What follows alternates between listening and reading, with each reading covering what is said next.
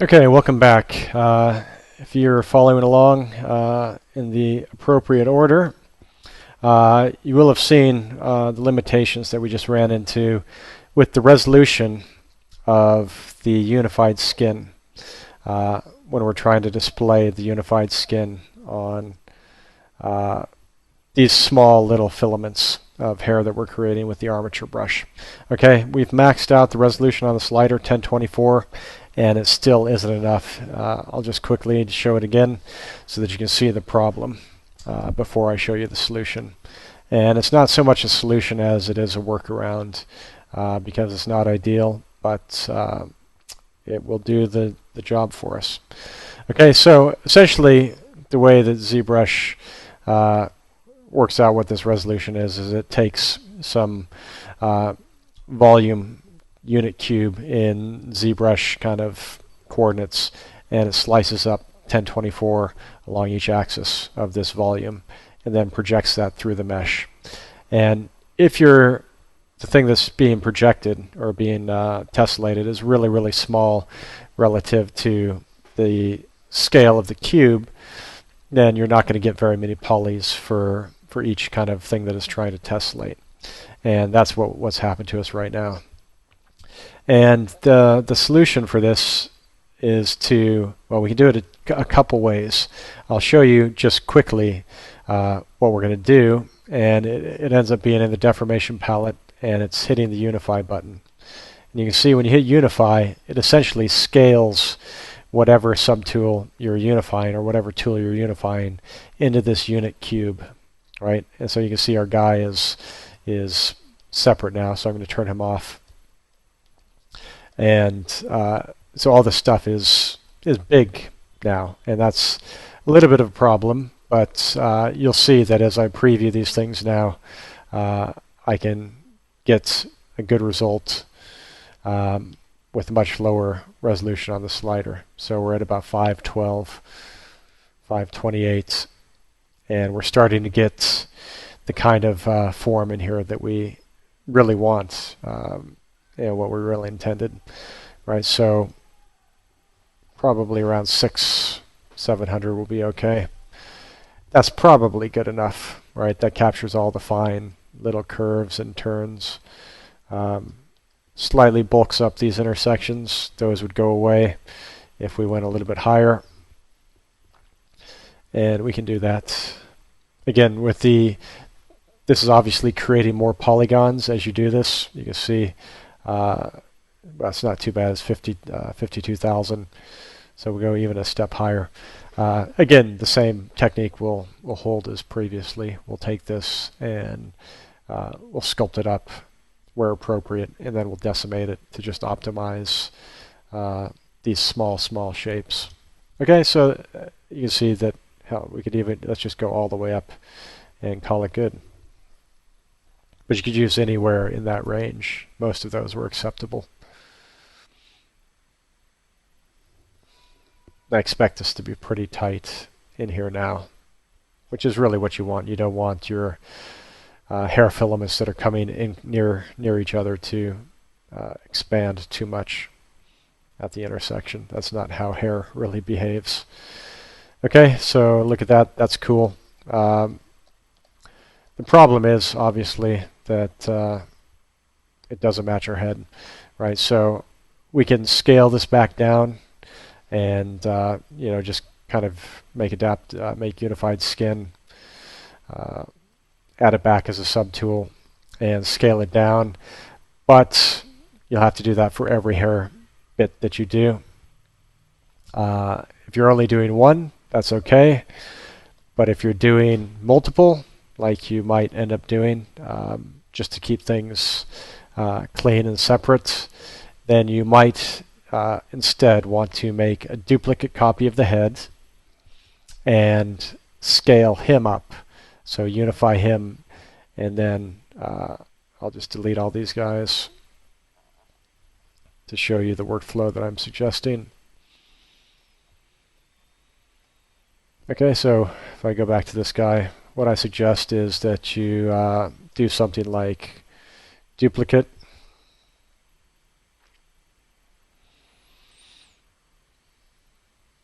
And we'll just rename this guy head. Or rename it, how about head big? Even better.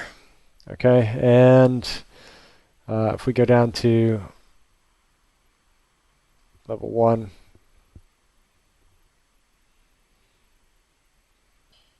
this will be a little bit better. We'll just go solo. I'm going to bake all the layers. And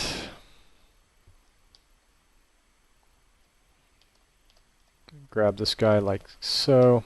Actually, I just use my poly groups. And I'm going to show you a trick. I'm going to delete the hidden. I'm going to delete hidden. So I'll delete all the body, then I'll just have the head. But in fact, I'm just going to do this. I'm going to take level 6, which probably is enough resolution for us. I'm going to delete lower, delete higher, and I'll delete hidden. And so that's our guy now. That's all we have. And now if I go to deformation, I'll just hit unify, and you'll see this guy get big. So there he goes, big. And how big is he? Just turn solo off, and you'll see our other guy standing back there behind him. So essentially, our original guy he's not happy. The original guy, for some reason. Just see what's going on with him.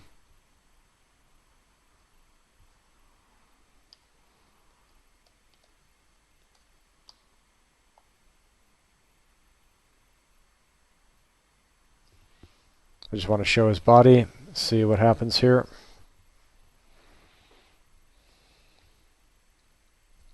That's cool. Now, essentially our original guy that we created was the unit cube.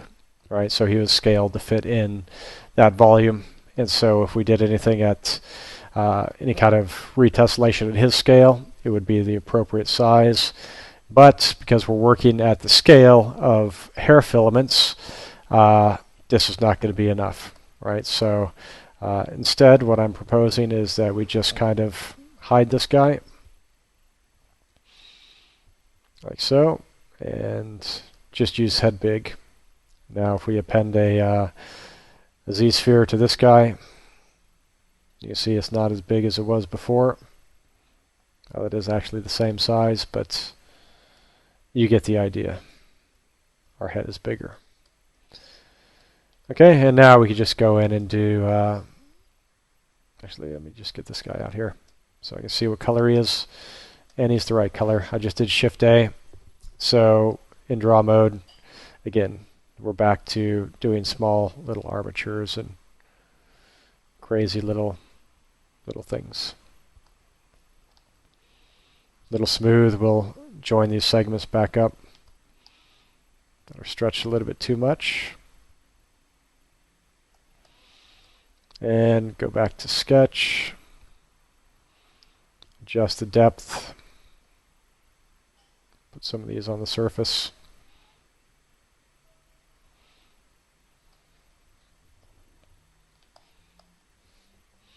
Grab move, pop them out a little bit. Smooth them a bit. Smooth, please.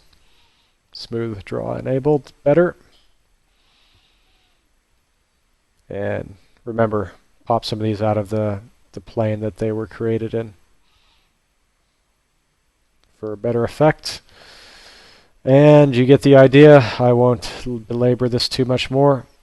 Finally down here, we can look at this and just work through what we just looked at. And remember, our 1024 did a good job for us.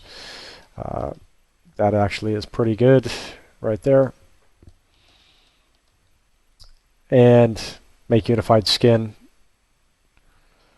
Iterate, sculpt it up, make it look nice, and then eventually you're going to transpose this back to the size of our guy, right? So it's probably good to have a couple reference points that you'll drop onto the face, just to give you an idea where things need to be for the scaling. So what I propose, again, for example, is maybe you have one little sphere that you're going to put on the end of his nose, like so, and one at each ear hole, wherever. The antitragus is a good place, probably. One in his chin dimple. Right, so there you go. That's those little guys will give you a little thing to scale with. So when you start to scale, you just match those and then delete hidden. Okay, so that's the workaround for this guy that I think will give you a little bit more love on these filaments and small things when you get to sculpting those, if you do intend to get to this level. Okay, and you'll see me work through some of this in a much kind of faster way in the time lapse. Okay, thanks for watching. Hope this helps.